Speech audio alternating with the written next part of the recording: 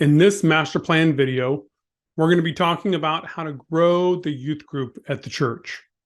Now, we're defining a youth group simply as the teenagers of the church. Now, the short answer is this is a very difficult job. Whenever someone's asked me about this at the church so far, how do we get teenagers in the church? I usually roll my eyes and kind of hem and haw before I answer because it's a difficult task. Now, we've talked about in the past videos the Pied Piper method and how that does not work.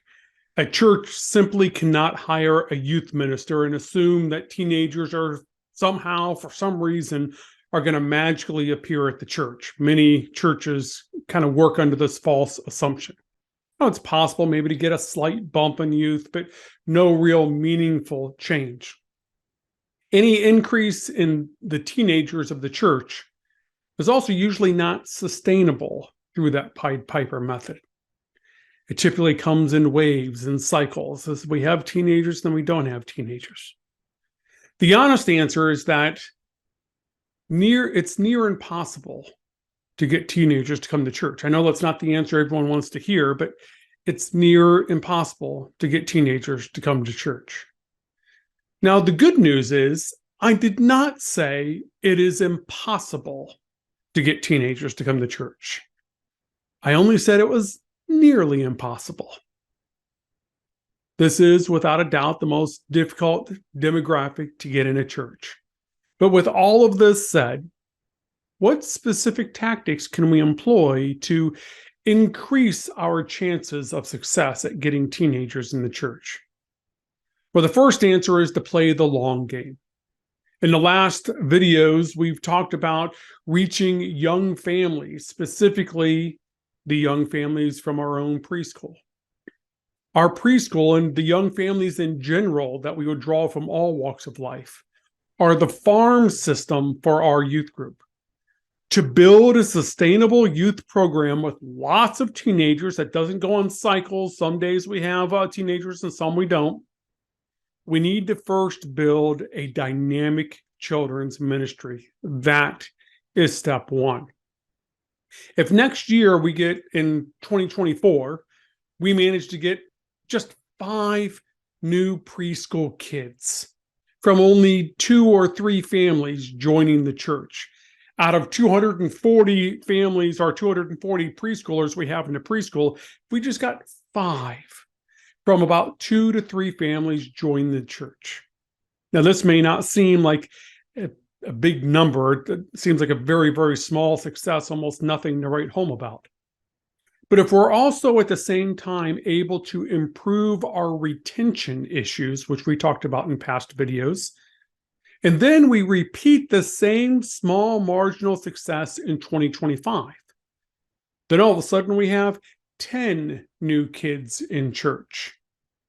And then if we repeat this small success every year for the next 10 years, then by the year 2034, we will have 50 new kids in the church. The oldest of those kids will be now the younger teenagers in the church who started when they were preschoolers at the church. In time, we'll have about 20 to 30 teenagers in our youth group with a strong farm system that has many children spanning all the grade levels from preschool to high school to continually sustain and build that youth program over the long haul. Now, that's the long game.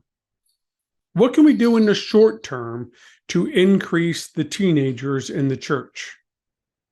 Like we said before, it's not an easy task, but there are things we can and should be doing. First, we just need to employ the same thought process that we've been using for the preschool.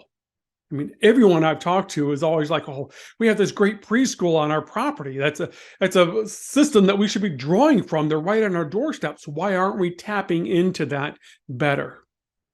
Well, this seems like an obvious place to get kids. So the same thought process should be used when we get to teenagers. Where are teenagers already connected to our church? We have a scout troop. We have a Girl Scout troop.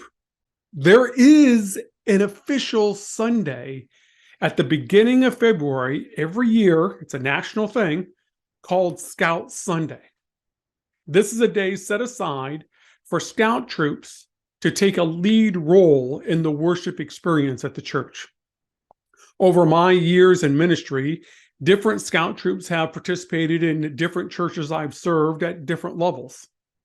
I've even had a Scout a couple of times deliver the sermon. If there are musical Scouts, they can sing or play instruments, and Scouts can do the reading and be greeters and ushers. They usually process in the flag at the beginning of the service and spend some time at the beginning of the service sharing with the congregation some highlights from their year, even sometimes with a slideshow that they show us. This event brings in many Scouts and their families.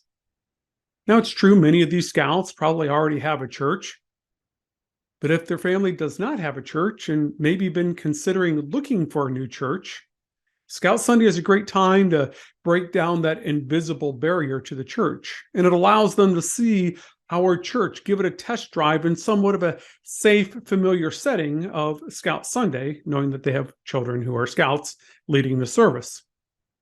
Now, when I came to this church, I was literally shocked to learn that I haven't met anyone yet who's ever remembered Windermere Union Church hosting a Scout Sunday at this church, even though you've had Scout troops forever.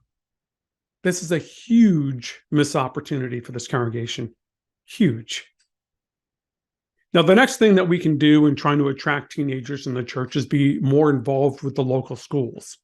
Now, these days, with safety concerns, health concerns, and every other concern that's out there, it's very difficult getting a foot into the doors of local schools. Now, as a member of the local Rotary Club, I know that Rotary has a high school version of the Rotary Club called Interact, and they work closely together. Windermere Union Church may not be able to easily get their foot in the door of the schools, but as a Rotarian, Pastor Brad Jagger can work with and build relationships with students, families, and school personnel through the involvement of Interact. Now, I would highly suggest that any future youth minister be involved in Rotary and specifically Interact to help build that connection.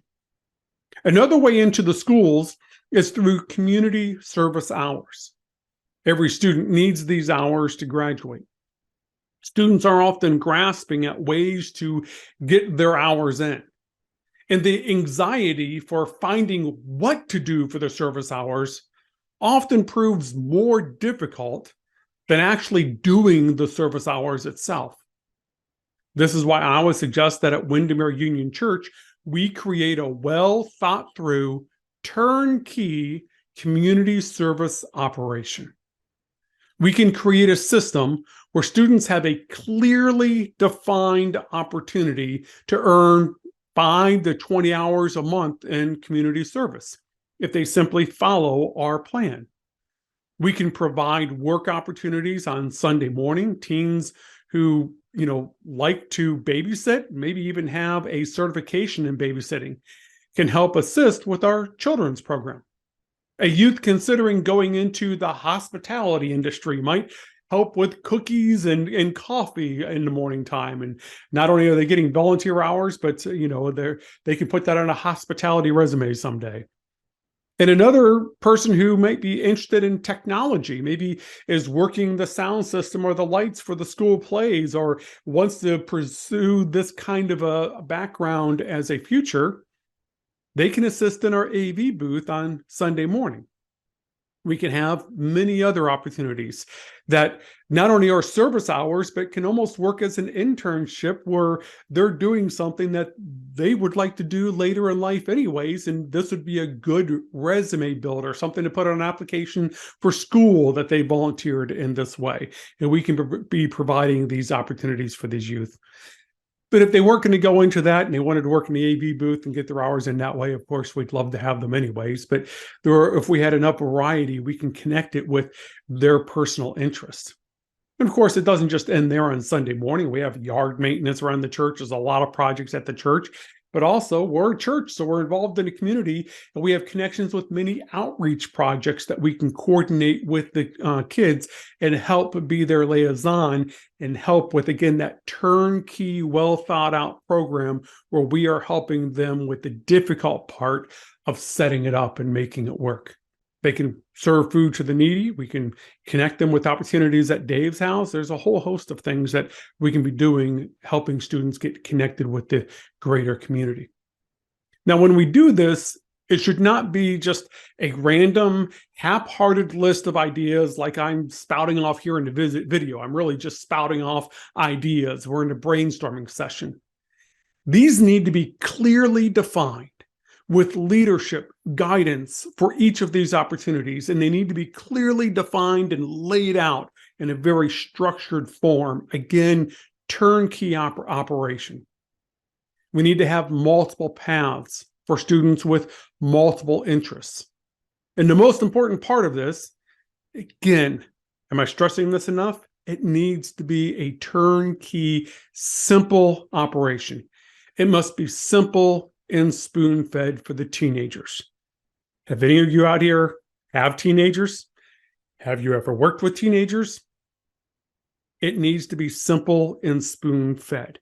When they get there, I guarantee you they'll be good workers. I think teenagers, my experience is when you get them into a project, they really step up.